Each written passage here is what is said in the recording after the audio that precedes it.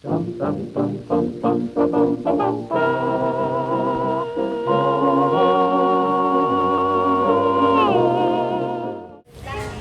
nga ba yung mga bagay o tanawin na kinaaawaan natin?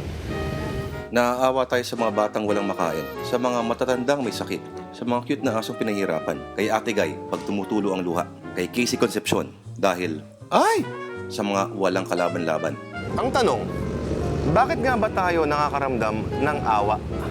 Ayon sa pilosopong si St. Thomas Aquinas sa kanyang Summa Theologica, naaawa daw tayo dahil bilang mga tao, pwede ring mangyari sa atin ang mga pagdurusa at pighati ng iba. Sa paliwanag naman ng siyensya, bahagi raw ito ng ebolusyon. Ang mga tao bilang social animals ay bahagi ng isang grupo. Kung ano ang nangyayari sa isang miyembro ng grupo ay refleksyon sa kapakanan ng individual. Gusto kong malaman, tao nga lang ba ang nakakaramdam ng awa? Dad. Maya ka nga. Laki-laki ng tiyan mo eh. Mas malaki pa tiyan mo sa akin eh. Isa ka pa, leche. Doon nga kayo. Oo nga, ang mga hayop, nakakaramdam din ba? Pag ang leon kumakain ng zebra, nakakaramdam din ba ito ng awa?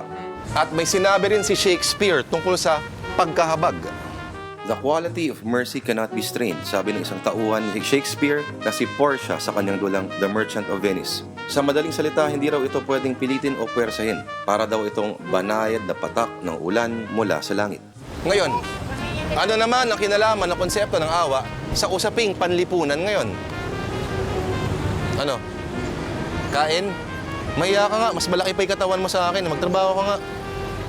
Dahil dito, Congresswoman Arroyo was diagnosed to have cervical spondylotic radiculopathy at the area of the cervical spine. Nakawawa naman asawa ko, may sakit. ang tanong, dapat nga ba tayong maawa kay ate? Ito ang sabi ni Senator Ping Lacson. Ang nakakaawa kay GMA, wala naawa sa kanya.